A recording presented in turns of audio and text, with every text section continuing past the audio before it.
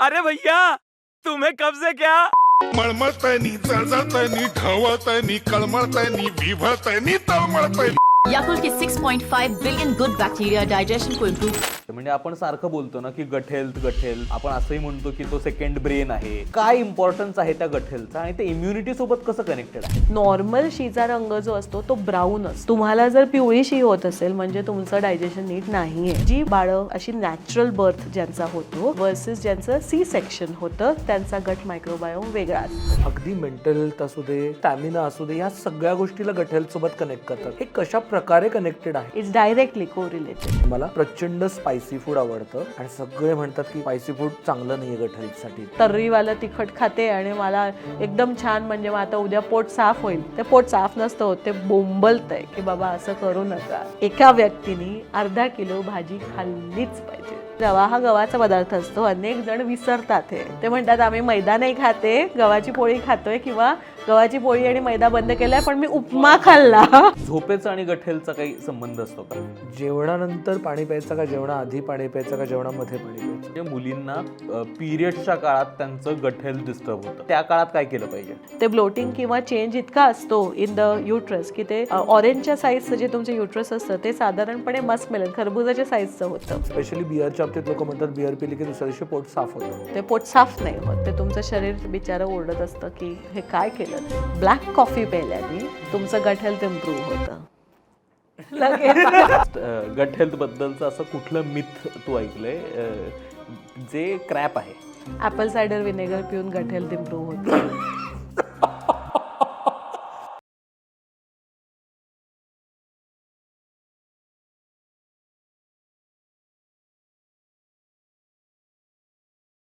Hello hi hello नमस्कार. तुमच्या सगळ्यांचं मनापासून खूप खूप स्वागत आहे द मुक्तमुक्त शो म्हणजेच स्टॅटशा या नव्या कोऱ्या एपिसोडमध्ये.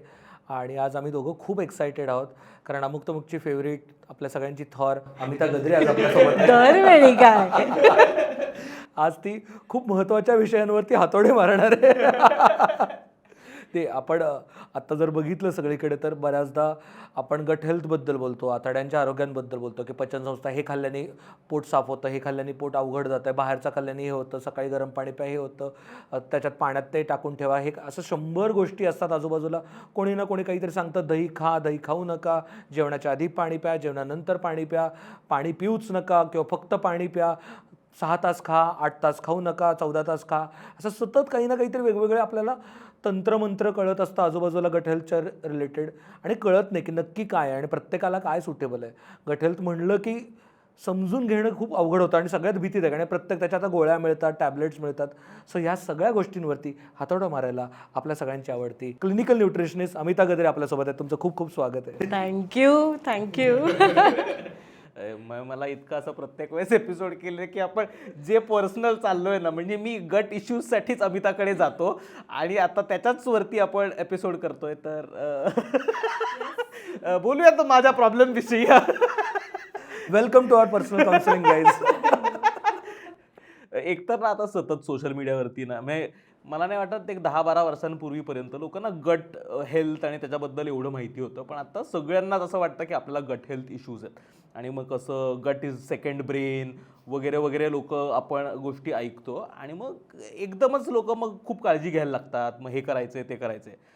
तर to start with exactly gut health म्हणजे आतड्यांचं आरोग्य जर असताना मराठीत ट्रान्सलेट करायचं म्हटलं तर गट हेल्थ म्हणजे काय?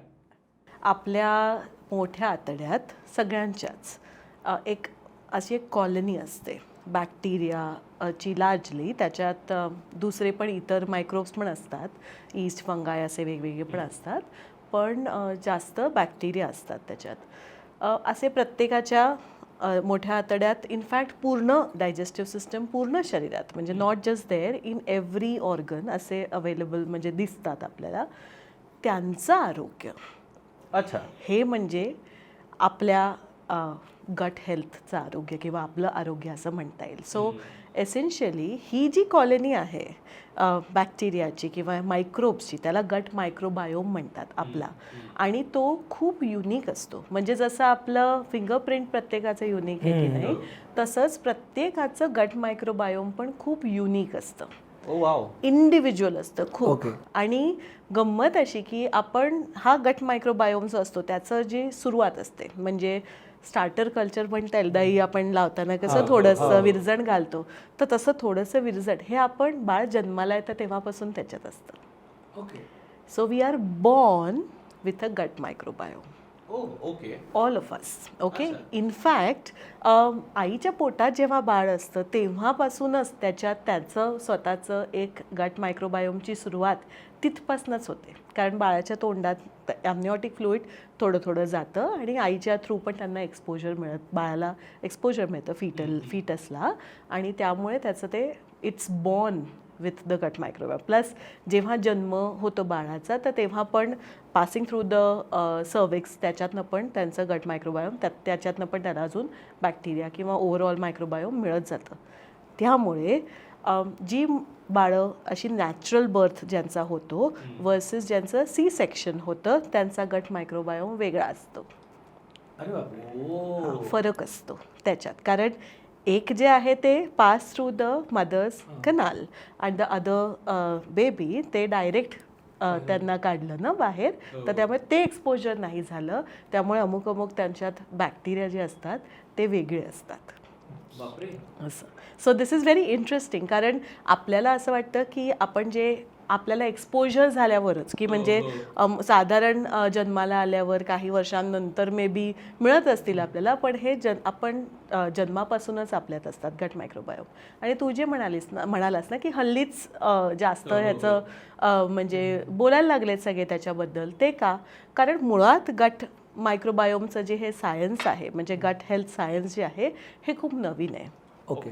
आपल्या म्हणजे जगात रादर काही साधारण 30-40 वर्षांपूर्वीपर्यंत असंच समजलं जायचं की जे काही बॅक्टेरिया आहेत किंवा जे काही मायक्रोब्स आहेत हे सगळे आपल्याला आजार पाडणारेच असतात, आजार देणारे, की म्हणजे जे आपल्याला त्रासच देतात असं एक समज होता. आणि मग लक्षात आलं की म्हणजे जेव्हा तुम्ही मळमूत्र जे काही त्याचं अनालिसिस करता तर त्यातनं लक्षात आलं की बाबा जे आजारी आहेत त्यांच्या याच्यात जे कल्चर केलं तर तो मायक्रोब वेगळा होता, पण जे हेल्दी होते त्यांचा मायक्रोब वेगळा होता. त्यांच्यात जे काही बॅक्टेरिया येत होते त्यांच्या मळमूत्रातनं ते वेगळे होते.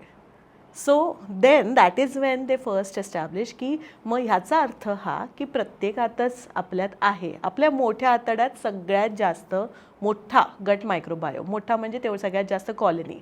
आता तुला साधारण उदाहरण द्यायचं तर किती बॅक्टेरिया असतात आपल्या शरीरात, तर प्रत्येकाच्या तुझ्या माझ्या सगळ्यांच्या ज्यात एवढे बॅक्टेरिया म्हणजे एवढा मोठा गट मायक्रोबायोम आहे की त्यांना जर आपण ओळीनं जर त्याला जोडलं तर इथून आपल्याला चंद्रापर्यंत पोचता येईल. बापरे एवढे? प्रत्येकाची आपली personal link to the moon आहे. एवढा आहे. ठीक आहे.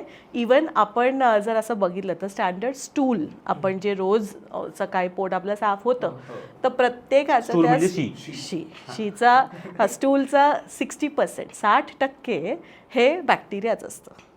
ओके. आपल्याला वाटतं की स्टूल जे आहे ते आपण जे खातोय त्याचं बनलेलं आहे जास्त, राईट? बट ग्रॅम% जर बघितलं तर 100 ग्रॅमचे 60 ग्रॅम हे बॅक्टेरिया असतात त्याच्यात. बॅक्टेरिया डंप करतो. हो, 60%. म्हणजे एवढा लोड असतो आपल्या पोटात. ओके, म्हणजे साधारणपणे 2.5 ते 3-3.5 किलो. म्हणजे आता वजन करायचं असेल तर तेवढे मायनस केले तरी आपल्यापेक्षा आपल्या शरीरातलं वजन बॅक्टेरियाचं जास्त आहे का? नाही, आपल्यापेक्षा नाही एवढं पण नाही, पण साधारण 2.5 किलो असतं हेल्दी गट मायक्रोबायोमचं वजन आपल्या शरीरात असं. आणि आपण गट हेल्थ चांगलं नाही आहे म्हणतो जेव्हा मी म्हणजे एखादा माणूस म्हणतो जनरली म्हणतात नाही माझं पोट नाही चांगलं, माझं पोट साफ होत नाही किंवा हलकं वगैरे असं, पण नक्की काय असतं? म्हणजे कारण आता ना प्रत्येक जण म्हणतो, ओंकार जसं मगाशी म्हणाला की प्रत्येक जण म्हणतो माझा गट हेल्थचा प्रॉब्लेम आहे. हे एवढं जेनेरिक स्टेटमेंट करता येतं का? हां, म्हणजे हेल्दी गट काय असतं? म्हणजे ज्यावेळेस आपण हेल्दी अनहेल्दी म्हणतो, व्हॉट इज हेल्दी गट आणि व्हॉट इज अनहेल्दी गट? याच्यातनं बरेच मिसकन्सेप्शन्स आहेत. आता माझ्या पण क्लिनिकमध्ये जेव्हा मी विचारते की तुम्हाला कसं वाटतं डायजेशन ओव्हरऑल का, व्हॉट इज युअर फीडबॅक, तर म्हणतात की नाही मी सकाळी रोज उठल्या माझं पोट साफ होतं. एक असा गैरसमज आहे की उठल्या माझं पोट साफ होतंय म्हणजे माझं गट हेल्थ चांगलं आहे. That is not true. Okay, किंवा मी दिवसातनं 3 वेळा माझं पोट साफ होतं आहे म्हणजे माझं गट हेल्थ चांगलं आहे. ऑल्सो नॉट ट्रू, हे पण मिथ आहे. गट हेल्थ तुमचं वाईट आहे किंवा चांगलं आहे हे कशावरनं ठरतं?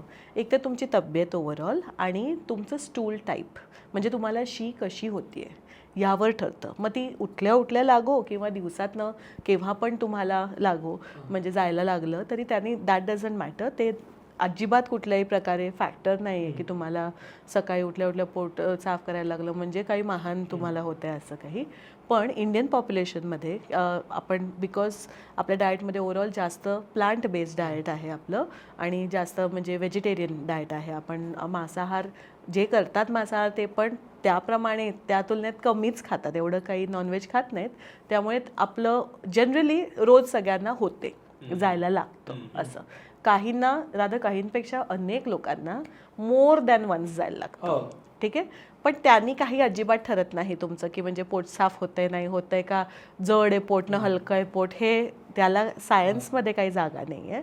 पण तुमचं पूप टाईप जे आहे, एक ब्रिस्टल स्टूल स्केल नावाचं एक स्केल मिळते म्हणजे असे इमेजेस आहेत. त्यांनी ब्रिस्टल नावाचं एक गाव होतं, तिथल्या सगळ्या पॉप्युलेशनचं त्यांना शी कशी होती हे टेस्ट केलं एका सायंटिस्टनी आणि त्या सायंटिस्टनी त्याच्या मागे तब्बल 10 वर्ष घालवली. 10 वर्ष रोज पूप सॅम्पल कलेक्ट करून मग त्यांनी डिटर्मिन केलं की जर अशा प्रकारची तुमची शी दिसत असेल तर आता चांगली गुड पूप किंवा ज्याला आम्ही म्हणतो ड्रीम पूप चांगलीशी छान. हां, की म्हणजे मी माझ्या पेशंट्सना सगळ्यांना सांगते की तुम्हाला जर ड्रीम पूप मिळालं त्या दिवशी तुम्ही स्वतःला गोल्ड मेडल द्यायचं एक. तर ती ड्रीम पूप म्हणजे कशी, तर त्याला म्हणतात ब्रिस्टल टाईप 4 पूप, तर which is well formed sausage किंवा सापासारखी आणि त्याला क्रॅक्स वगैरे नकोत, अशी स्मूथ अशी वेल फॉर्म जर पूप असेल किंवा शी असेल तशी तुम्हाला होत असेल तर दॅट इज ड्रीम पूप. जर तुम्हाला टाईप 3 ब्रिस्टल टाईप 3 म्हणजे कशी की सॉसेजसारखीच किंवा अशी लंबुळकी अशी वेल फॉर्म पण त्याला थोडे क्रॅक्स आहेत, दॅट इज ऑल्सो एक्सेप्टेबल. म्हणजे रनरअप शी जी आहे ती ही असते. ठीक आहे, हां, तसं जर तुम्हाला बक्षीस हवं असेल तर. आणि पण अनेक लोकांना म्हणजे आपल्या देशात मी म्हणेन 80% लोकांना विदाऊट रिअलायझिंग त्यांना टाईप 5ची पूप होत असते. म्हणजे अशी की जी लोक म्हणतात आहा आज छान पोट साफ झालं की म्हणजे भरभरून पसरलेली पातळ शी, म्हणजे एकदम डायरियासारखी पातळ नाही पण अशी शी जी फ्लोट होते. आता आपण अगदीच शीबद्दल बोलतोय पण दिस इज लाईक व्हेरी इम्पॉर्टंट ह्याच्याच बद्दल. म्हणजे मी लिटरली प्रत्येक पेशंटना हा प्रश्न आम्ही विचारतोच आणि हे खूप व्हायटल आहे म्हणजे ही इन्फॉर्मेशन की त्याच्यावरनं ठरतं तुमचं आरोग्य कसं राहणार आहे ते. तर त्यामुळे टाईप 5 पूप मेजॉरिटी लोकांना असते. त्याच्या मागची कारणं म्हणजे की अनेकदा फॅट कन्झम्पशन खूप जास्त असतं. म्हणजे पूर्ण दिवसभरातनं आपण तेल आणि तूप किंवा इवन वनस्पती वगैरे जे काही खातोय नमकीन फरसाण असं त्याच्यातनं ओव्हरऑल फॅट जास्त असतं शरीरात किंवा बरेचदा लोकांना पचत नसतं. म्हणजे जसं दूध ज्यांना पचत नाही, लॅक्टोज इंटॉलरन्स ज्यांना असतो त्यांना टाईप 5 पूप होतं. वरचा त्याच्यावर जे आहे so type 6 and 7 is considered diarrhoea type. तर ते म्हणजे तुमचं पोट बिघडलेलंच असतं किंवा तुम्हाला IBS वगैरे सारखे प्रकार असतात ज्याबद्दल आपण बोलू नंतर. पण टाईप 2 आणि type 1, so type 2 is hard stool म्हणजे कसं की आपण सागरगोट्यांसारखी होणारी शी, आणि टाईप 1 इज व्हेरी हार्ड की म्हणजे बकरीच्या लेंड्यांसारखी शी. There is no other way of explaining. मला आत्ता मांजर दिसतंय माझं, लिटरली मी माझ्या मांजराचं हे बघतो म्हणजे. आणि आपण बघ if you look at it तर आपल्या पेट्सचं पण आपण हेच बघतो किंवा कुत्री किंवा मांजरांचं पण सेम पद्धतीने डिसाईड होतं. आपल्याला कळतं यांचं पोट बिघडलं जेव्हा त्यांना पातळ होत असे वेल फॉर्म्ड पूप ज्याला म्हणतो आपण, तर that is considered normal even for them. तसंच आपलं आहे असं. आणि जेव्हा तुम्हाला खूप असं म्हणजे मी बकरीच्या लेंड्या का म्हटलं म्हणजे लगेच चित्र स्पष्ट होतं डोळ्यासमोर. हां, आणि आता टाईप 1 जेव्हा पूप असतं, आता टिपिकली आपल्या देशातले 2 पाईल्सचे कॅपिटल आहेत पाईल्स. सो म्हणजे बद्धकोष्ठ होऊन मग पुढे तुम्हाला शी करायला त्रास होऊन खूप कुंतायला लागतं. अनेकदा तुम्हाला मग रक्त पडतं त्याच्यातनं. सो हॅमेरॉइड्स, फिशर्स, पाईल्स असे होतात. मूळव्याध जो आहे तो. तर आपल्या देशातले मूळव्याधाचे 2 कॅपिटल आहेत. नंबर 1 म्हणजे कलकत्ता आणि नंबर 2 म्हणजे नागपूर. तिखट खातात कारण नागपूरमध्ये ड्राय वेदर आहे खूप आणि खूप तिखट, स्पायसी आणि असं खातात. पाणी कमी पितात त्या तुलनेत आणि ओव्हरऑल जे स्पाइसचं जास्त आहे आणि फायबर कमी आहे डाएट खूप. तसंच कलकत्त्यात पण डाएटमध्ये फायबर खूप कमी आहे आणि त्याच्याबरोबर अजून सिगरेट आणि अल्कोहोल आहे जास्त. म्हणून हे 2 कॅपिटल आहेत. म्हणजे मी जेव्हा इंटर्नशिप करत होते, माझी इंटर्नशिप मेडिकल इंटर्नशिप नागपूरला होती, तर तिथे म्हणजे आम्ही असं we use to joke as students की म्हणजे हे तर आपण एक दगड टाकला, सीताबर्डीत दगड टाकला तरी 3 पाईल्स क्लिनिकला दगड लागणार आहे. इतकी डेन्सिटी आहे तिथे. Piles clinic is a very common scenario over there असं. सो आणि आपल्या देशात बऱ्याच लोकांना मूळव्याधाचा त्रास होतोच किंवा कॉन्स्टिपेशन ज्याला म्हणतो आता, तो इट नीड नॉट नेसेसरीली बी की म्हणजे तो पूर्णपणेच तुम्हाला रक्तच पडतंय किंवा इतकं पाईल्स किंवा फिशर्सच्या म्हणजे एंडला तितकं पोचलेलं नसेल तरी पण जो जाऊन मला त्रास होतो किंवा मी काहीतरी चूर्ण घेतो किंवा काहीतरी करतो म्हणजे मला सहज शी होईल, हा खूप कॉमन प्रकार आहे आणि तो होतो. So that is not normal. तर टाईप 1, 2 जे आहेत इज नॉट नॉर्मल कारण तुम्ही म्हणजे फायबर आणि पाणी खूप कमी आहे तुमच्या आहारात. 3 and 4 इज नॉर्मल.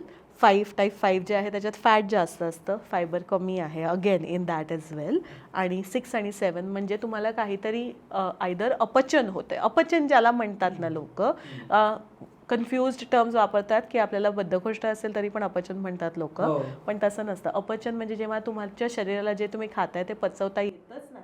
पोट बिघडलंय म्हणतो त्या. पोट बिघडणं ज्याला म्हणतात किंवा ज्यांना टाईप 6, टाईप 7 अशी शी होत असते, पातळ अशी किंवा पॉटला चिकटणारी किंवा तरंगणारी तर आणि पिवळी. नॉर्मल शीचा रंग जो असतो तो ब्राऊन असतो. तुम्हाला जर पिवळी शी होत असेल म्हणजे तुमचं डायजेशन नीट नाही आहे, तुमचं पोटात म्हणजे पचनसंस्था तुमची बिघडलेली आहे, तुम्हाला नीट पचत नाही आहे तुम्ही जे खाताय ते. पिवळी शी नसते कधीच, खाकी कलरची व्हायला खाकी कलरची व्हायला पाहिजे. Yes correct. तो ऑकर येलो ज्याला म्हणतात, ऑकर येलो तर अजून ब्राऊन मिक्स केला थोडा तर खाक असं. सो तो तशी तुम्हाला शी व्हायला पाहिजे.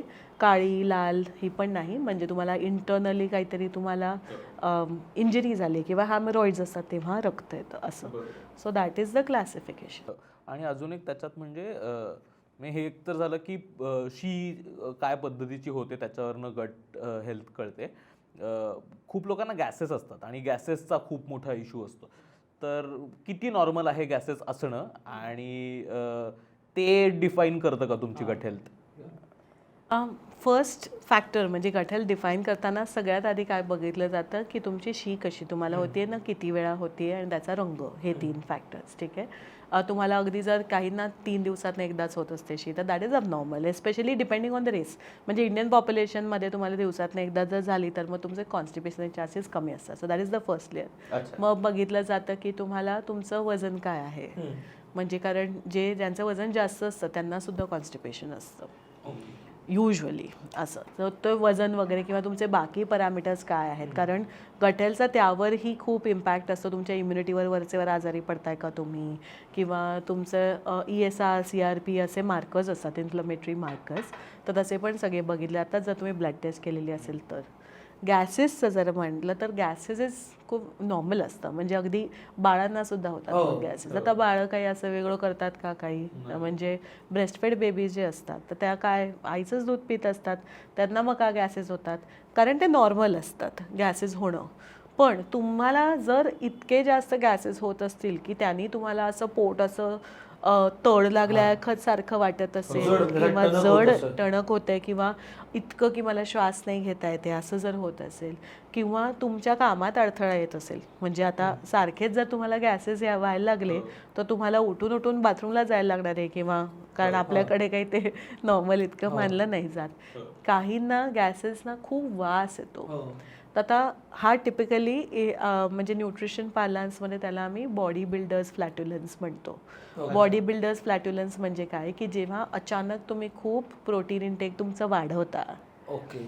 तेव्हा तुम्हाला एवढा प्रोटीन लोड वाढवल्यामुळे आता जे टिपिकली बॉडी बिल्डिंग करत असतात ते खूप जास्त सप्लिमेंट्स घेतात, प्रोटीन सप्लिमेंट्स वगैरे, आणि जास्त भर सगळा बॉडी बनानी आहे तर त्याच्याचकडे असतो की आपण प्रोटीन सप्लिमेंट घेऊन मसल वाढवायचे.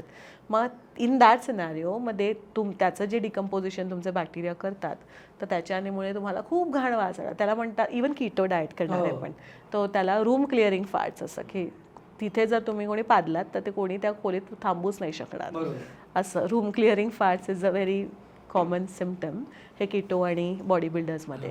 तर इतकं होत असेल दॅट इज अबनॉर्मल. म्हणजे त्याचा अर्थ हा आहे की तुम्ही एकाच प्रकारच्या जे बॅक्टेरिया आहेत त्यांनाच इतकं खाद्य दिलं की आता ते हायपर ॲक्टिव्ह झालेत, पण दुसरे जे होते त्यांना you did not provide their food, आणि त्यामुळे फक्त तुम्हाला जे फ्लॅट्युलन्स देतात किंवा ज्याच्यामुळे तुम्हाला गॅस जास्त होणार आहे तेच बॅक्टेरिया हायपर ॲक्टिव्ह झालेत आणि मग त्या प्रोटीन लोड त्यांना तेवढा मॅनेज नाही करता येते. सो इतकं इज अबनॉर्मल. पण थोडंसं म्हणजे आता थोडं म्हणजे किती की साधारणपणे जेवल्यानंतर 2 तासानं लोकांना गॅस थोडासा व्हायला लागतो. जर तुम्हाला रात्रभरात किंवा सपोज तुम्ही रात्री झोपलायत आणि साधारण 4-1 वाजता गॅस परत व्हायला लागतो. का बरं? कारण तोपर्यंत तुमचं जेवण जे आहे ते पचलेलं असतं किंवा पचायला लागलेलं असतं, तोवर मार्गी लागायला लागलं असतं आणि तोवर तुम्हाला शी पण लागायला लागणार असते 2 तासात, राईट? पोट साफ व्हायची पण वेळ झालेली असते. तर दॅट इज नॉर्मल. ओके. पण त्या अखंड रात्रभरच नुसते गॅसेस किंवा गॅसेसमुळे झोप नाही लागते किंवा फिरतच बसायला लागतंय, मग मी इनो पी, मी ए पी असं काही जर करायला लागतंय तर दॅट इज नॉट नॉर्मल.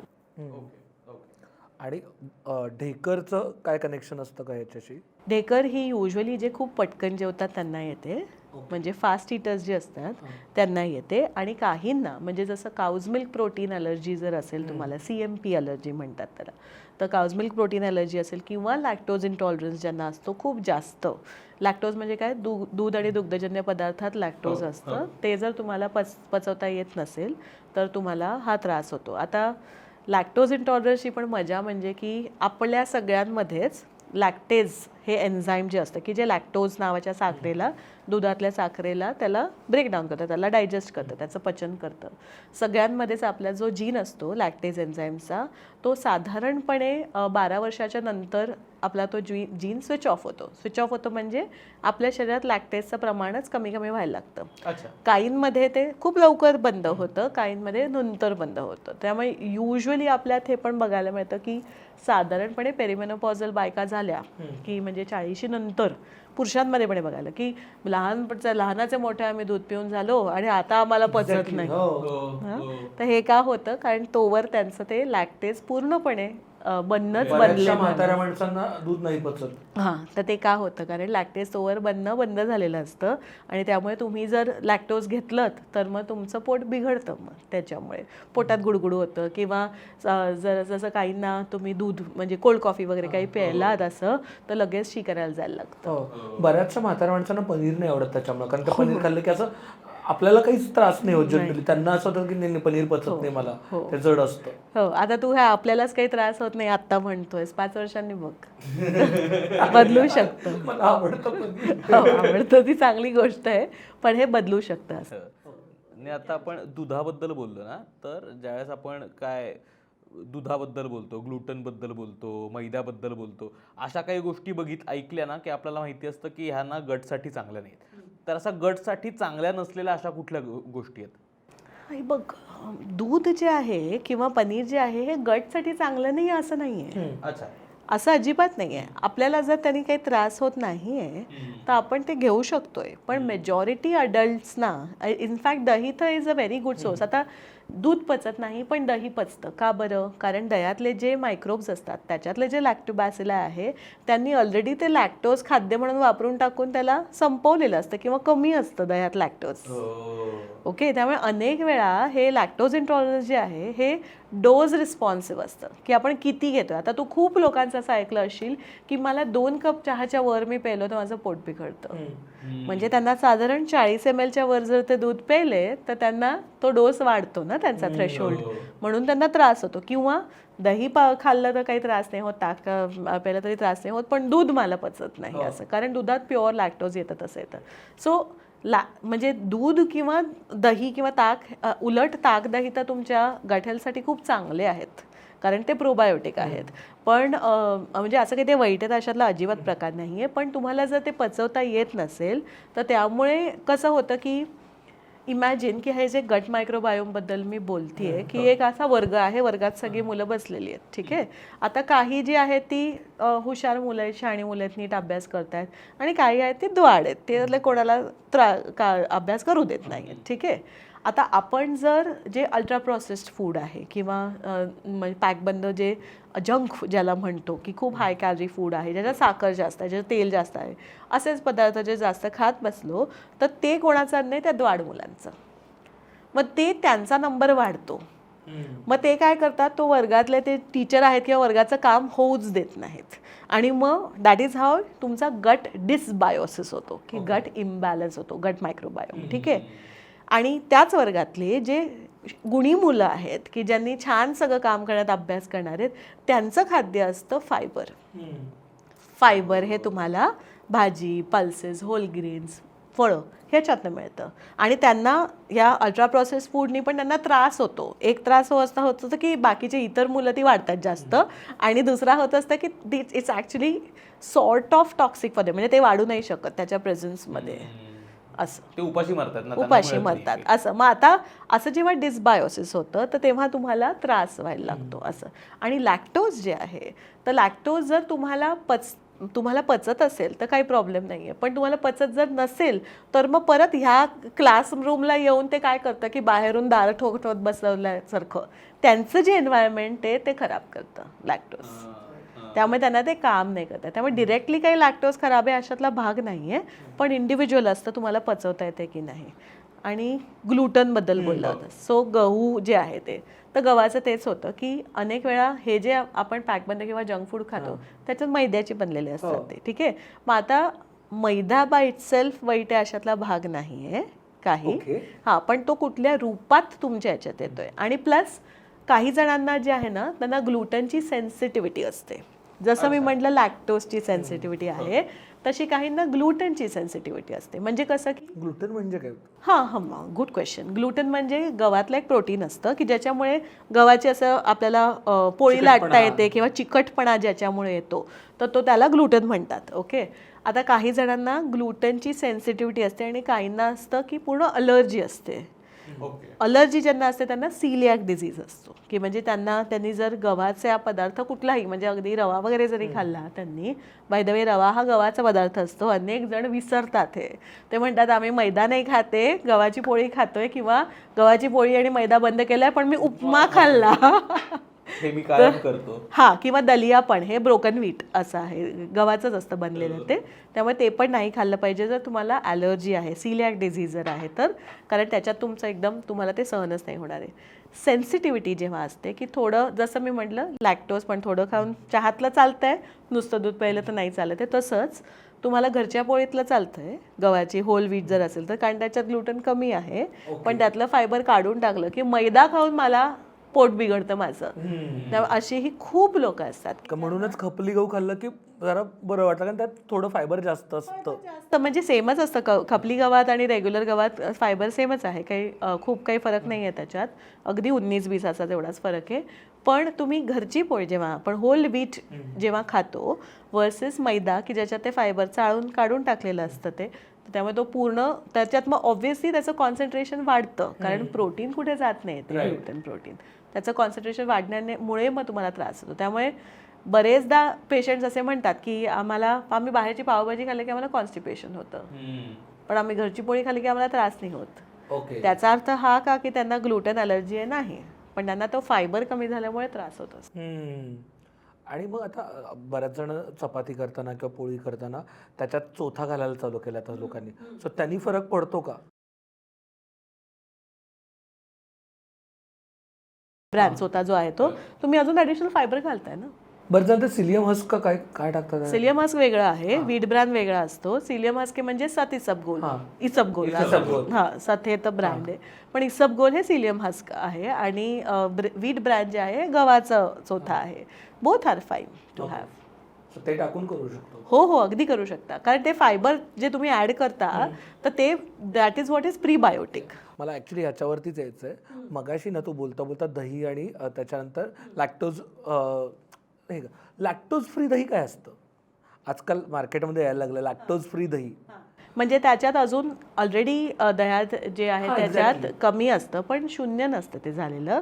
मग त्यात ते अजून लॅक्टेज एन्झाईम घालतात आणि मग त्या लॅक्टेजमुळे ते जे लॅक्टोज असतं ते अजून डायजेस्ट होतं, ते ब्रेक्स डाऊन आणि तसं ते लॅक्टोज फ्री असतं. इवन प्रोटीन पावडर्स वगैरे पण सप्लिमेंट्स, व्हे सप्लिमेंट्स जे आपल्याला मिळतात की ज्याच्यात लॅक्टोज फ्री असं लिहिलेलं असतं, तर ते काही वेगळं नसतं, त्याच्यात त्यांनी लॅक्टेज एन्झाईम घातल्यामुळे ते लॅक्टोज फ्री असतं. हो. मला ना एक तो मगाशी प्रश्न विचारला त्यातनंच कंटिन्यू करायचं आहे की का गट हेल्थ मॅटर करते. म्हणजे आपण सारखं बोलतो ना की गट हेल्थ, आता सगळेच जण त्याच्याबद्दल बोलत आहेत. आपण असंही म्हणतो की तो सेकंड ब्रेन आहे, मग तुमच्या इम्युनिटीला म्हणजे काय इतर गोष्टी पूरक करतात. तर मग काय इम्पॉर्टन्स आहे त्या गट हेल्थचा आणि ते इम्युनिटीसोबत कसं कनेक्टेड आहे? हो वाव. बघ आपला जे गट मायक्रोबायोम आहे ह्याला it's actually the first line of defence. अच्छा. कारण कुठे आहे आता आपण मी जे हे सारखं गट मायक्रोबायोम म्हणते, गट बॅक्टेरिया बोलते, कुठे असतं हे आपल्या मोठ्या आतड्याच्या आत असतं. बरोबर. ठीक आहे. तर आपण जे काही खातोय पितोय मग त्याच्यात जंतू म्हणजे जे आहेत ते पण आले, कृमी पण आले, राईट. आपले जे अलर्जन्स आहेत, अँटीजेन्स आहेत ते पण सगळे आले. त्या सगळ्याला सगळ्यात आधी सामोरं कोण जातं, फ्रंट लाईन कोण आहे, तर हे गट मायक्रोबायोम आहे. कारण ते आतड्याच्या आत त्याच्या पूर्ण आतड्यात असे फिरत असतात ते गट मायक्रोबायोम, किंवा त्याचं जे लायनिंग आहे ते म्हणजे असं जर पिशवी असेल तर त्या पिशवीच्या कापडाला आतून चिकटलेलं असतं. हां, अस्तरासारखं ते लागलेलं असतं त्याला. त्यामुळे आपल्या आतड्यापर्यंत पण पोचायच्या आधी जे काही आपण खातोय पितोय किंवा इवन ज्याचा श्वासही घेतोय, आपलं जे पोल्युटन्स वगैरे पण जात आहेत, त्या सगळ्याला सगळ्यात आधी सामोरं हे आपलं गट मायक्रोबायोम जातं. आणि त्यामुळे one of the biggest factors is की आपली इम्युनिटी जी आहे ते गट मायक्रोबायोम हे ठरवतं. ओके. आणि आता रिसेंट रिसर्च हे दाखवतं की आपला जो गट मायक्रोबायोम आहे जो सगळ्यात जास्त कॉन्सन्ट्रेशन त्याचं आपल्या मोठ्या आतड्यात असतं, पण बाकी पण इतर ऑर्गन्स आहेत की जिथे त्याचे लार्ज कॉन्सन्ट्रेशन्स असतात, जसं अपेंडिक्स. आत्तापर्यंत जर आपण किंवा आपल्या लहानपणी, आता मे बी माझ्या लहानपणी मला म्हणायला लागेल, पण अपेंडिक्सचं ऑपरेशन अगदी सर्रास करून टाकायचे. हल्ली बघ, तू ऐकलंय का? नाही. का बरं? कारण appendix is again a big part. Large मोठ्या आतड्याचा शेवटचा भाग आहे ना, याच बाजूचा भाग येतो, तर तो it's a part of the large intestine. अपेंडिक्समुळे पण आपली इम्युनिटी ठरत असते. म्हणजे आपण ज्याला आता इरिलेव्हंट अवयव म्हणून काढून टाकतो, ज्याला म्हणायचे की याचं काहीच काम नाहीये, याला काढून टाका, पण तो ऍक्च्युली तुमचं गट हेल्थ ठरवत होता. म्हणून आता हल्ली नाही काढून टाकत पटापट. म्हणजे आपल्याला अक्कल नव्हती बेसिकली. तेव्हा माहिती नव्हती की याचा केवढा मोठा भाग आहे, की what bigger role it plays हे माहीतच नव्हतं. तेवढं विज्ञान तिथपर्यंत त्याच्यात पोचलेलं नव्हतं जे आता माहिती आहे. तसंच टॉन्सिल्स पण जे ग्लँड्स असतात इथे, तर ते टॉन्सिल्स पण पूर्वी एकदम सर्रास काढून टाकायचे. त्यामुळे so it was very common to remove tonsils. पण आता लक्षात आलं आहे की टॉन्सिल्समध्ये पण इम्युनिटी तर आहेच, पण गट मायक्रोबायोमचं रेग्युलेशन पण इथून होत असतं. त्यामुळे आता अवॉइड करतात. आता म्हणतात 12 वर्षापर्यंत थांबा, बघा मुलांना नाहीच अगदी ते त्याचं जे इन्फ्लमेशन आहे ते कमी झालं तर मग आपण बघूया. That is how it goes. आणि आत्ता ना प्रत्येक गोष्ट ना म्हणजे राईट फ्रॉम अगदी मेंटल हेल्थ असू दे किंवा तुमची वीकनेस म्हणजे काय म्हणतात स्टॅमिना असू दे, ह्या सगळ्या गोष्टीला गट हेल्थसोबत कनेक्ट करतात. सो हे कशा प्रकारे कनेक्टेड आहे? आता जसं मी ॲक्च्युली तेच सांगत होते पण मी विसरले. बघ, एक आहे की इम्युनिटी झाली. आता आपलं जे गट मायक्रोबायोम आहे ना, ते असं सूर्यासारखं समज त्याला. तू जे सारखं सेकंड ब्रेन म्हणतोयस, तर दॅट इज ॲक्च्युली ट्रू. एक तर असाही ग्रुप आहे अकॅडमिक्समध्ये की जे म्हणतात की ब्रेनहून जास्त महत्त्वाचं गट मायक्रोबायोम आहे. ओके की कारण जर गट मायक्रोबायोम काढून टाकलं तर ब्रेनला काम नाही करता येणार. का बरं? कारण it acts as a second centre की जिथून तुमचे सगळे ॲक्सेस जे आहेत, म्हणजे आता गटचा गट ब्रेन ॲक्सेस आहे, गट ॲड्रिनल ॲक्सेस आहे की ज्याच्या सगळे आपले हॉर्मोन रेग्युलेट होत असतात. मग गटचं गट इम्युन ॲक्सेस आहे, गट हार्ट ॲक्सेस आहे, गट लंग ॲक्सेस आहे.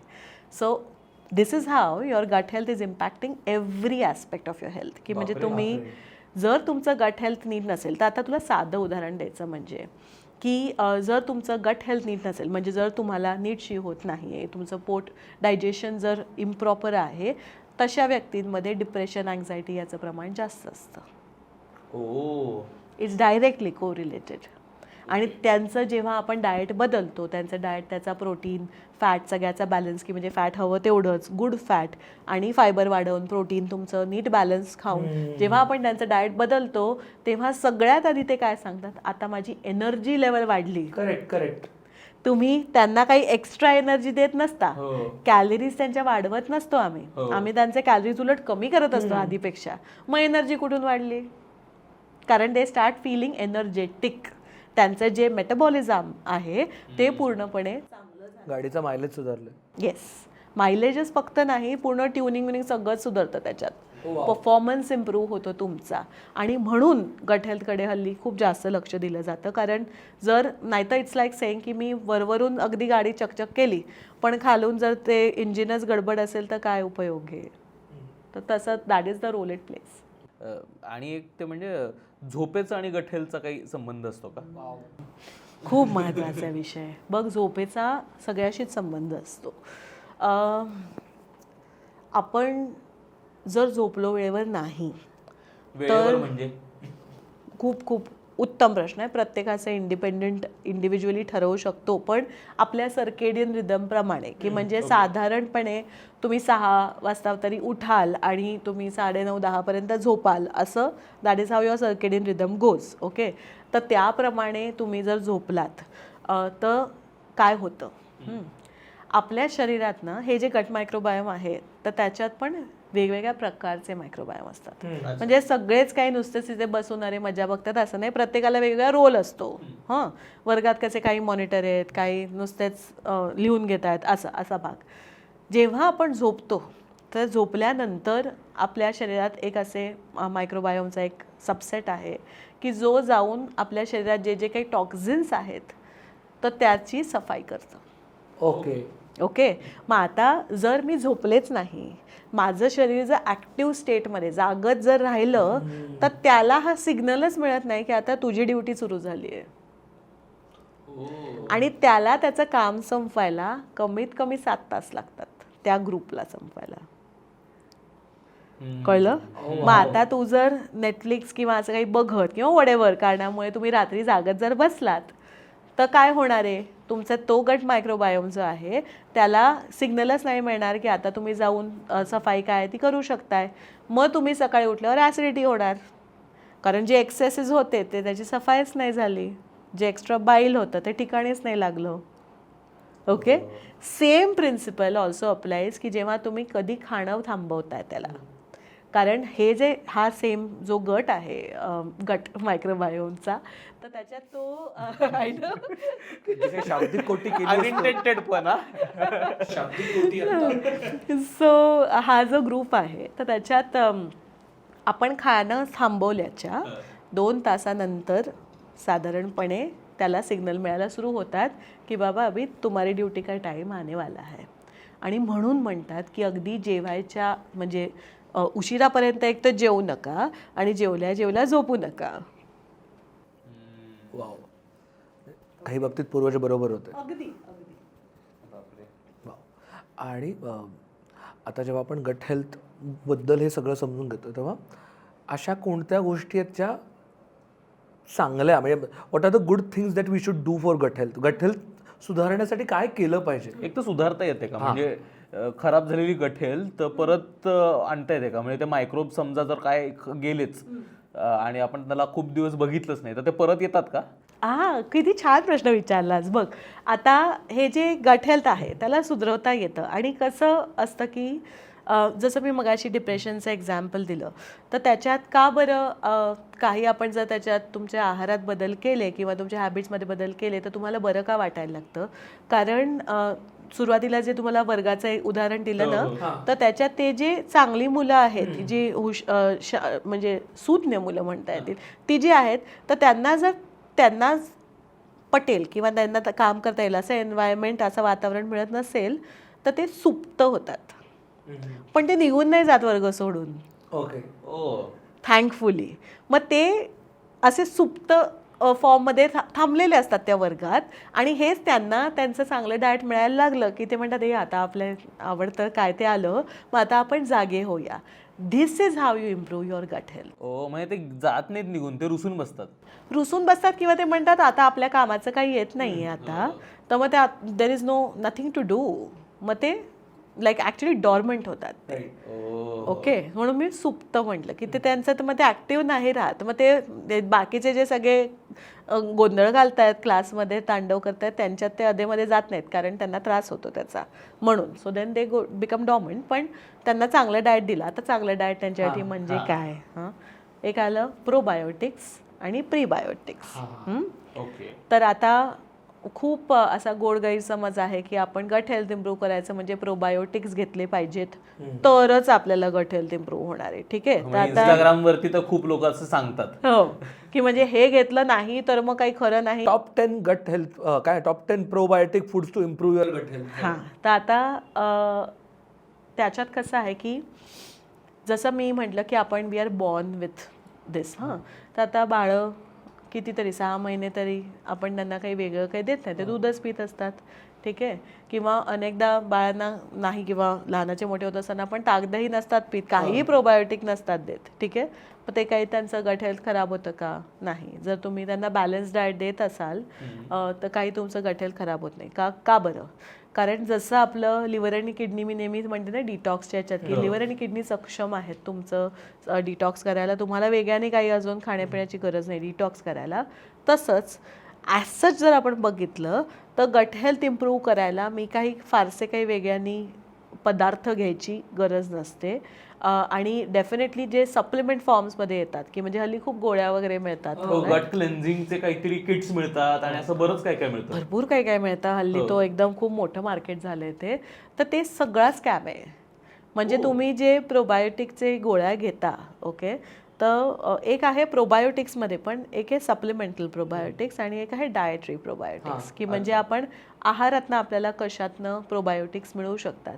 तर ते म्हणजे ताक, दही, कफीर, कंबुचा, इवन तुम्हाला सावरक्राउट जे असतं ते, किमची, असे पदार्थ असतात.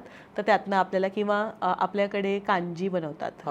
ओके, म्हणजे आदल्या दिवशीचा तांदूळ जो आहे त्याला ठेवून त्याला फर्मेंट करून मग ते तसंच नुसतं खातात, त्याला थोडीशी फोडणी देऊन, त्याला शिजवत नाहीत परत असं. तर ते कांजी, राईस कांजी जी आहे ती, किंवा काले गाजर की कांजी, रेग्युलर गाजराची कांजी असे जे नॉर्थमध्ये बनवतात. तर all of that is fine. हे सगळे प्रोबायोटिक झाले.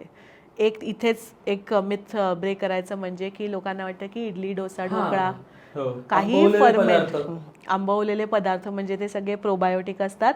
तर ते प्रोबायोटिक नसतात. का बरं? आपण ते इडली डोसाचं बॅटर नुसतं कच्चं गिळतो का? नाही ना, आपण त्याला शिजवतो म्हणजे आपण त्याला 100 डिग्रीपर्यंत तरी नेतोच कमीत कमी, अनेक वेळा जास्त. जर तुम्ही त्याचे मेदूवडा करणार असाल ते पण प्रोबायोटिकच झालं ना, का? नाही तर तसं नसतं. When you are cooking it, ते मायक्रोब्स ते मरतात. तर प्रोबायोटिकचा अर्थ काय? की ज्याच्यातनं आपल्याला लाईव्ह मायक्रोब्स मिळत आहेत. हे दहीगार असतं, त्याच्यात लॅक्टोबॅसिला ॲसिडोफिलस असतं, तर त्याच्यातनं आपल्याला लॅक्टोबॅसिला मिळतंय. पण ह्याच दह्याची आपण कढी केली, ती उकळवली की ती प्रोबायोटिक राहत नाही. Any process food will not have, म्हणजे कुठलंही शिजवलेलं अन्न, उकडलं, काही केलं तुम्ही, याचा अर्थ नाही त्यातलं प्रोबायोटिक्स मेले त्यातले. आणि प्रीबायोटिक काय असतं? प्रीबायोटिक म्हणजे फायबर, की म्हणजे आता तुम्ही जे काही भाज्या किंवा पल्सेस वगैरे कडधान्य खात आहे तर त्याच्यातनं मिळणारं जे आहे दॅट इज प्रीबायोटिक. काही असे दुसरे इन्युलिन, रेझिस्टन्स स्टार्च वगैरे असे पण असतात. हल्ली इंस्टाग्रामवर तो पण एक त्या गोळ्या मिळतात प्रीबायोटिकच्या. हो, तर त्या प्रीबायोटिकच्या गोळ्या काय असतात की त्याच्यात काही असे रेझिस्टंट स्टार्चेस किंवा असे प्रीबायोटिक म्हणजे असं जसं आपण इसबगोलचं बोललो किंवा व्हीट ब्रॅन म्हणालो किंवा इतर फायबर जे असतात तर तसे त्याच्यात त्याचं कॉन्सन्ट्रेशन असं असतं. मोस्टली त्याच्यात सायलियम हस्कच असतं घातलेलं. So these are prebiotics. हे ते आपले चांगले बॅक्टेरिया जे आहेत तर त्याचं हे खाद्य असतं. हे आपण घेतलं की त्यांना बेटर म्हणजे त्यांची वाढ होते असं. पण ह्याच्यातच एक म्हणजे आपण सप्लिमेंट्सबद्दल जर बोलायचं तर की प्रोबायोटिक फूड झालं एक आणि तू जसं म्हणाला तसं त्याला तुम्ही शिजवलं की ते काही प्रोबायोटिक राहत नाही.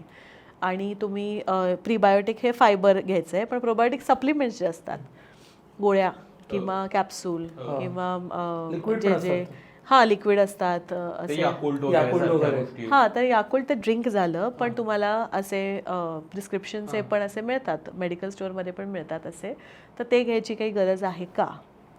जर तुम्ही काही अँटीबायोटिक्स वगैरे घेत असाल तर डॉक्टरकडनं प्रिस्क्रिप्शन लिहून घेऊ शकता पण त्याचा उपयोग होईलच असं नाही.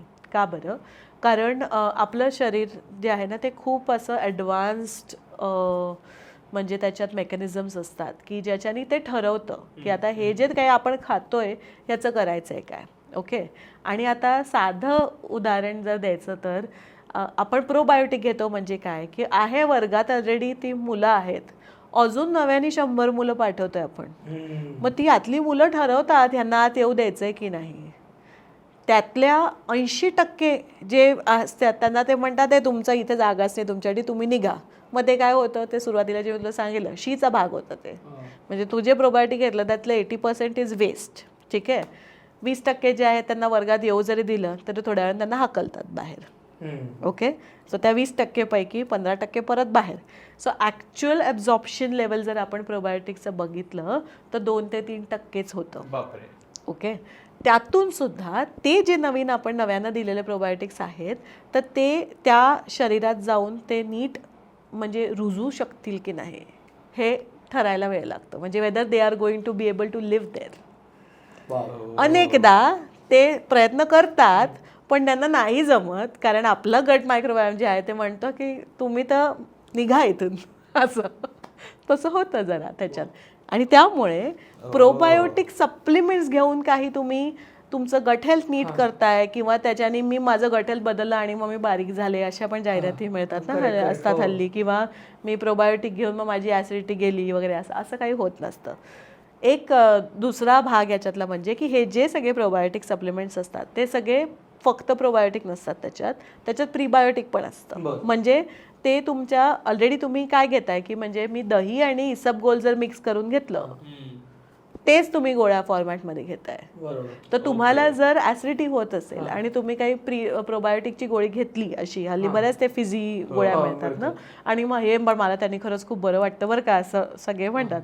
ते का वाटतं? कारण त्याच्यातले जे फायबर आहे ते एक्स्ट्रा ॲसिड जे आहे तुमच्या शरीरातलं ते ॲब्झॉर्ब करून बाहेर काढून टाकतं. ते प्रोबायोटिक्स काहीच करत नसतं.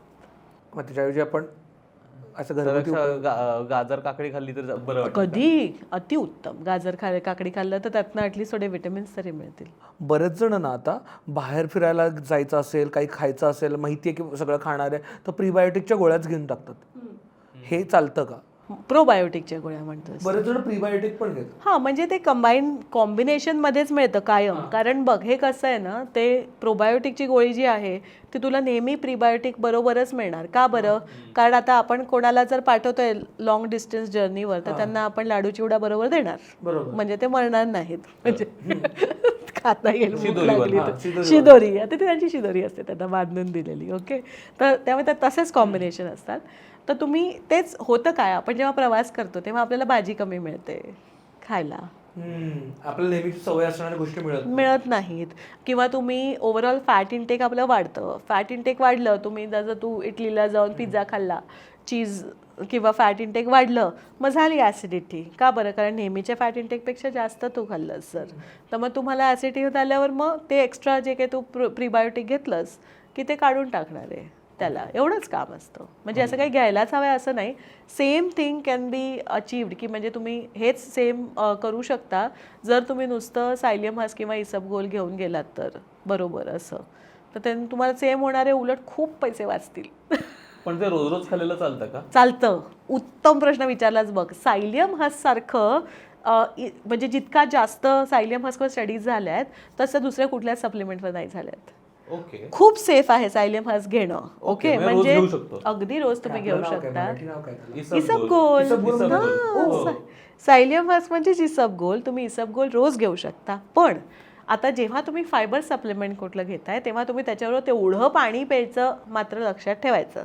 नाही तर पोट साफ होते म्हणून सायलियम हस्क किंवा इसबगोल घेतात आणि पाणी प्यायचं विसरतात, मग अजून बद्धकोष्ठ वाढणार तुमचा, अजून हार्ड स्टूल होणार तुम्हाला. तेवढं मात्र फक्त लक्षात ठेवा. आणि ते कधी घ्यायचं युजली, म्हणजे जेवणाच्या आधी घ्यायचं का जेवणानंतर चालतं? आणि किती प्रमाणात घ्यायचं? साधारण 1 चमचा तुम्ही घेऊ शकता, म्हणजे सकाळ संध्याकाळ किंवा फक्त रात्री. अगदी माइल्ड जर तुम्हाला डायजेशनचा थोडा त्रास असेल तर रात्री झोपायची म्हणजे जेवणानंतर तुम्ही ते घेऊ शकता पाण्यात मिक्स करून. जर खूपच ऍसिडिटी वगैरे होत असेल तर तुम्ही जेवणाच्या म्हणजे दुपारच्या जेवणाच्या पण आधी 1 चमचा घ्यायचं आणि डिनरच्या पण आधी 1 चमचा घेऊन असं घेऊ शकता. आणि एक गट आणि या सगळ्याबद्दल बोलतोय म्हणून सगळेजण खूप जण सांगतात की डिटॉक्स केला पाहिजे, डिटॉक्स करायचा आणि मग गट क्लेन्स करायचं. तर ते हेल्प करतं का गट हेल्थसाठी? डिटॉक्स किंवा त्याच्यात अजून एक्सटेन्शन्स आहेत की हायड्रोकोलोन थेरपी करतात, म्हणजे एनिमा घेतात. हो. हल्ली तर कॉफी एनिमा वगैरे पण खूप पॉप्युलर आहेत की कॉफी एनिमा? हो हो, खूप पॉप्युलर आहे खूप वर्षांपासून. हो, तुम्ही कॉफी घालता तिथे. Please treat coffee respectfully. नंतर बोलू. असे जे एनिमा घेतात म्हणजे आता ते डिटॉक्स एक झालं की ज्याच्यात तुम्ही नुसतेच ज्यूसेस वगैरे पिताय किंवा बाकी काही खात नाही आहे.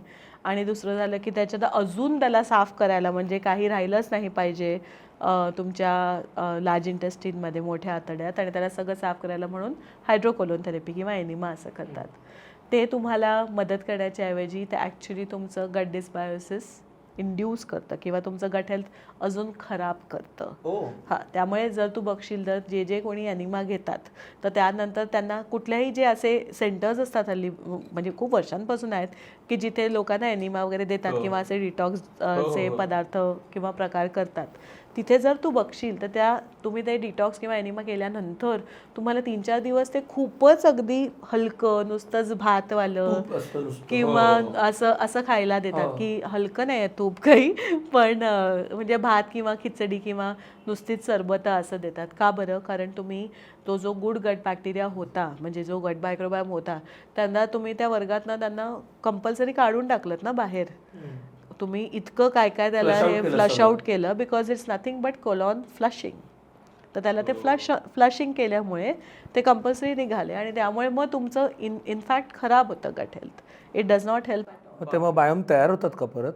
हो, जर ते असे ते टायटॅनिक सारखे लटकून बसले असतील कुठेतरी तर ते होतात, पण मेजॉरिटी यांना पुढे जाऊन अजून हॉर्मोनल वगैरे त्रास सुरू होतात त्यांना. बापरे, त्याच्यामुळे ते अजिबात चांगलं नाही, अजिबात रेकमेंडेड नाही आहे. आणि आता डिटॉक्सच्या बऱ्याच त्या डिटॉक्स थेरपीजमध्ये म्हणजे डेली छोट्या छोट्या गोष्टी काही त्याचे चहा मिळतात हे वगैरे अशा गोष्टी असतात डिटॉक्सच्या. हे केल्याने काय होतं? बघ आता हे जे डिटॉक्सचे चहा असतात त्याच्यात बरेच प्रकार आहेत. ते म्हणजे I will not get into that कारण खूप प्रकार असतात त्याच्यात.